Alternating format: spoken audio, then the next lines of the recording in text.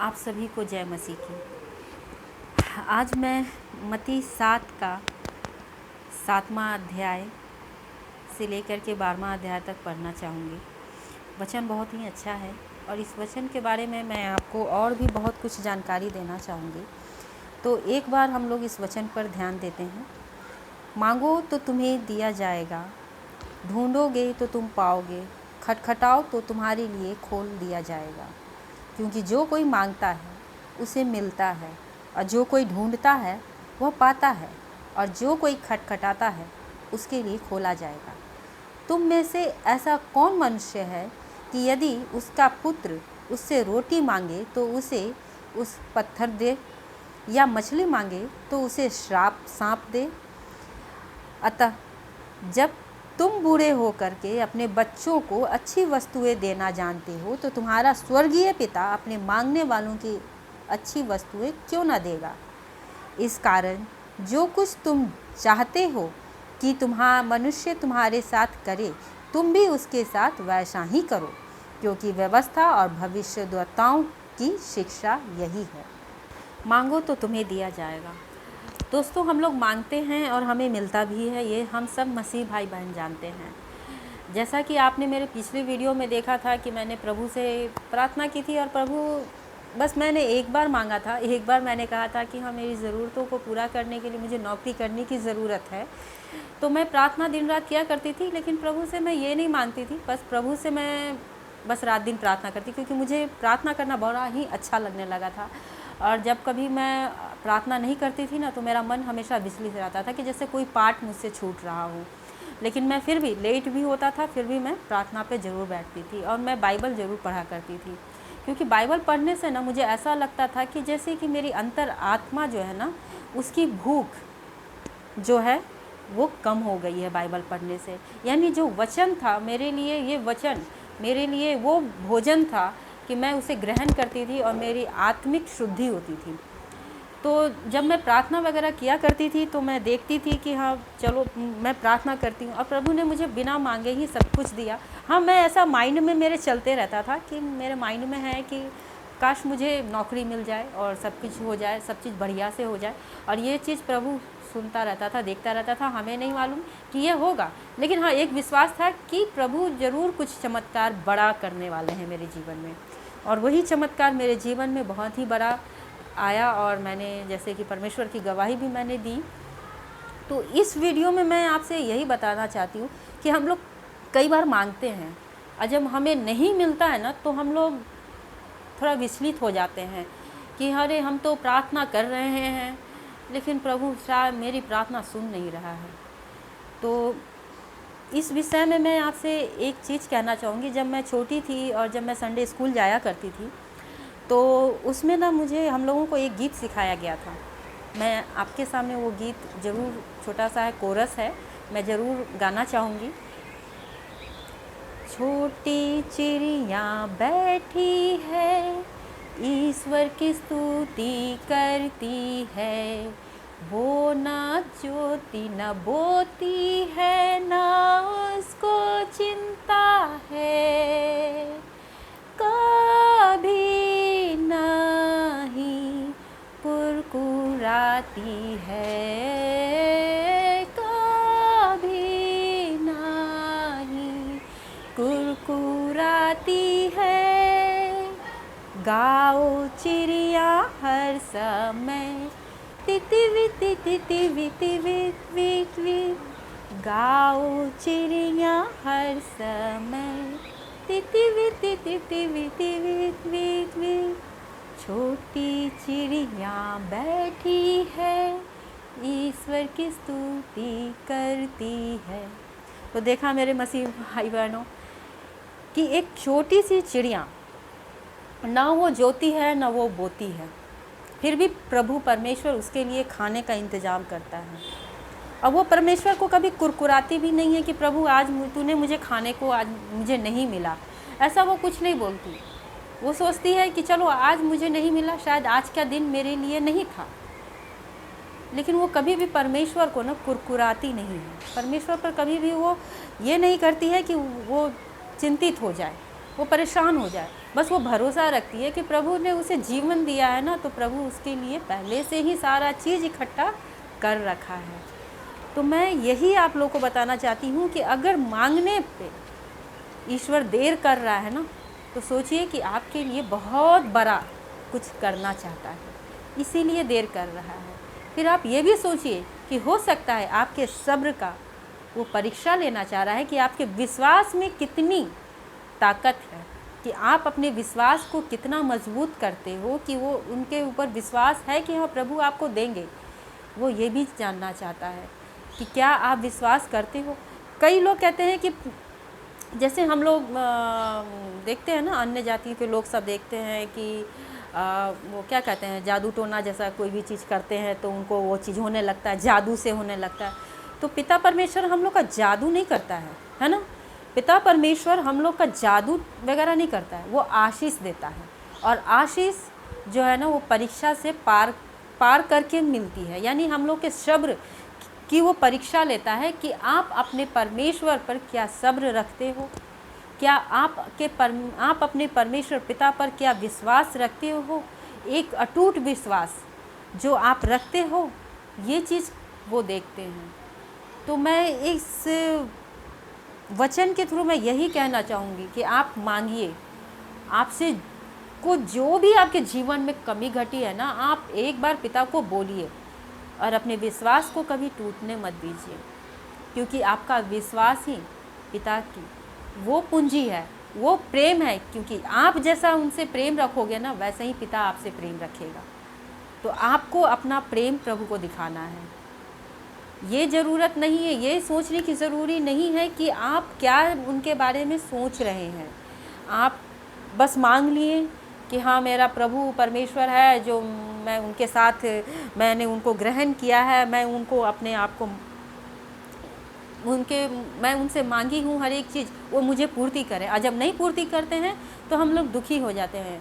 यहाँ पे आप लोग मिस्टेक करते हैं। यहाँ पर मिस्टेक ये होता है कि दुखी तो कभी होना ही नहीं चाहिए, क्योंकि जिस परमेश्वर पर आप प्रेम करते हो ना, जिस परमेश्वर से आप विश्वास रखते हो ना, जिस परमेश्वर पर आप भरोसा रखते हो ना, उन पर भरोसा वो टूटना नहीं चाहिए। कभी भी ना नेगेटिव माइंड में नहीं सोचना चाहिए, हमेशा पॉजिटिव सोचें कि ईश्वर आपको देगा ज़रूर।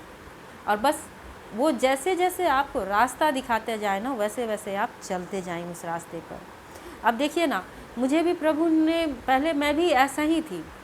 मैं अगर अपने बारे में बताऊं तो पहले मैं प्रार्थना करना शुरू की, मैं बस कुछ भी नहीं था, कुछ भी नहीं आती, पैसे भी नहीं थे मेरे पास कि मैं अपने ज़रूरतों की पूरा कर सकूं।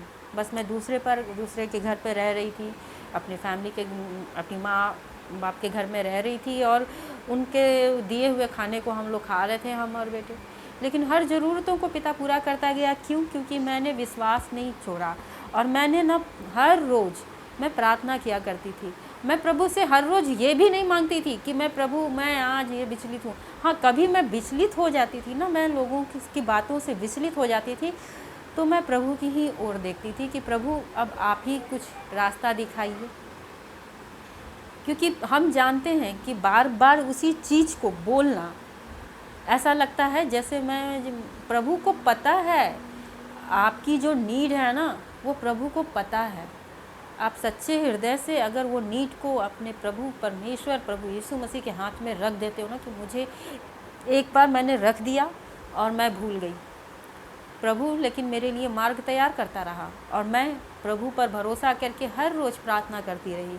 फिर मुझे ना शांति मिलती गई, हृदय मेरा शांत होता गया, मैं विचलित नहीं हुई, मैं सबों से प्रेम रखती गई, कि सबको मैंने क्षमा करना शुरू किया, मैं अपने गुनाहों को माफ़ी मांगते गई। मैं हर रोज़ ये सोचती थी कि कहीं मुझसे कोई गुनाह ऐसा ना हो जाए कि प्रभु मुझसे नाराज़ हो जाए। मैं इस बात को लिए परेशान रहा करती थी कि कहीं ऐसा ना हो कि प्रभु का मेरा साथ छूट जाए, कहीं प्रभु मुझे छोड़ न दे। मैं डरती थी, और मैं डर से ही ना मैं हर रोज़ प्रार्थना करती थी ताकि प्रभु मुझसे कोई गलती ना हो। अगर गलती हो भी जाती थी ना, तो मैं उसी क्षण प्रभु से माफ़ी मांगती थी कि मुझसे गलती हो गई पिता, मुझे क्षमा कर, मुझे माफ़ कर।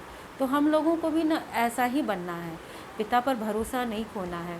पिता हमारा जो है ना, वो सच्चा ईश्वर है, वो सच्चा परमेश्वर है, जो कभी भी किसी को भी बिच्छू या सांप नहीं दे सकता है ना। वो हमेशा ही आपकी हर ज़रूरतों को आपके मन के अंदर जानता है, आपके दिमाग के अंदर जानता है और वो तुरंत पूरा करता है। तो हमेशा ये विश्वास रखिए कि पिता आपके साथ हैं और पिता हमेशा ही आपके साथ रहेंगे, क्योंकि वो कभी भी अपने बच्चों को गड्ढे में गिरने नहीं दे सकते हैं। और अगर आप गड्ढे में गिर गए हो तो ये आपके अविश्वास के कारण ही हुआ है कि आप गड्ढे में गिरे हो। तो आप उसी क्षण पिता परमेश्वर को पुकारो और उसी क्षण आपको पिता परमेश्वर अपने हाथ बढ़ा करके आपको उस गड्ढे से निकालेगा। तो प्रभु की ये छोटी सी वचन को मैंने इस तरीके से अपनी गवाही के तौर पे आपके जीवन में मैंने दिया है, आपके साथ मैंने साझा किया है, ताकि आप लोग डगमगाएं ना। और मुझे पता है कि मेरे मसीह भाई बहन जो भी हैं, जो प्रभु पर विश्वास करते हैं, वो सब प्रभु पे आशा लगाए रखते हैं।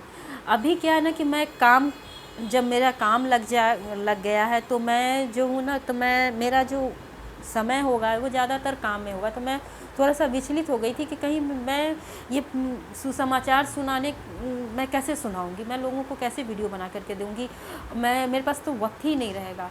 लेकिन प्रभु ने मुझे एक नया बुद्धि दिया कि तू वचन को बता, तू वचन को बता, मैं तेरे साथ हूँ। तेरा जो कर्तव्य है तू उस कर्तव्य को भी निभा, क्योंकि मुझे जॉब करना है, जॉब से मुझे पैसे मिलेंगे, इससे मैं अपने बच्चे को और अपने जीवन और अपने परिवार का जीवन में चला सकूँगी। तो ये मेरा कर्तव्य हुआ। प्रभु ने मुझे बताया कि वे के साथ साथ मेरे साथ चल। प्रभु ने मुझे बताया कि अपने दायित्व को लेते हुए अपने कर्तव्य को भी पूरा करना है। यानी जो मेरा उद्देश्य है कि मैं मसीह भाई बहन को अपना प्रभु के बारे में और बाइबल के बारे में सुसमाचार सुनाऊं, वो मैं करूं। तो इसीलिए प्रभु ने मुझे वचन सुनाने का और बाइबल के बारे में बताने का एक मौका दिया है। तो मैं अपने वीडियो के ज़रिए बाइबल के वचन को ज़रूर सुनाऊंगी, ताकि गैर मसीही लोग भी सुने। लेकिन मुझे इस बात का अफसोस होता है कि ये वीडियो जो भी हम लोग डालते हैं, इससे क्रिश्चियंस जो मसीह में हैं वो लोग तो सुनते हैं, लेकिन जो गैर मसीही लोग हैं वो लोग इस वीडियो को नहीं देखते हैं, जिससे मेरा उद्देश्य थोड़ा कम हो जाता है। कि मैं जो चाह रही थी कि मतलब कि लोग बचाए जाएं और प्रभु पर विश्वास करें, तो वो नहीं हो पा रहा है। क्योंकि मैं जानती हूँ कि गैर मसीही लोग जब देखते हैं कि ये यीशु मसीह के बारे में है, तो वो वीडियो ऑन ही नहीं करते हैं और देखना पसंद भी नहीं करते हैं। लेकिन मेरा उद्देश्य ये नहीं है। मेरा उद्देश्य यही है कि बहुत सारे लोग मसीह को माने, उस सच्चे परमेश्वर को माने। और ये जो समय चल रहा है, ये अंतिम समय चल रहा है इस दुनिया का और प्रभु के आगमन का। तो उस आगमन के लिए, प्रभु के लिए मार्ग तैयार करना ही हम लोगों का उद्देश्य है, कि हम लोग अपने प्रभु के लिए मार्ग तैयार करें। और बाइबल में भी लिखा हुआ है कि सब पर पवित्र आत्मा उंडेली जाएगी, और जो भी सत्य की आत्मा को जानेगा और जो भी उस सत्य की आत्मा को पहचानेगा, तो उससे उनका जीवन बदल जाएगा। यानी कि ज्योति जो अंधकार में है, वो सत्य की आत्मा को लेकर के वो ज्योति में आएंगे, यानी प्रभु को ग्रहण करेंगे। जिन लोगों ने प्रभु को ग्रहण करेंगे वो ज्योति में आ जाएंगे और अंतिम समय में बचा लिए जाएंगे। लेकिन जो जान कर के भी सत्य की आत्मा को ठुकराते हैं, वो अंधकार में ही रहेंगे। और जो प्रभु के द्वारा जो उनको दंड दिया जाएगा। तो मैं इसी उद्देश्य से मैं ये वीडियो बनाती थी, सत्य क्या है। क्योंकि सत्य मार्ग और सच्चाई जीवन मेरा प्रभु यीशु ही है। तो लोग प्रभु को जाने, और इसी उद्देश्य से बनाती थी। लेकिन अफसोस इस बात का है कि मेरे गैर मसीह भाई बहन बिल्कुल ही प्रभु ये वीडियो ही नहीं देखना चाहते हैं। तो मैं और दूसरे तरीके से मैं कोशिश करूँगी प्रभु का सुसमाचार सुनाने की और प्रभु के बारे में बताने की।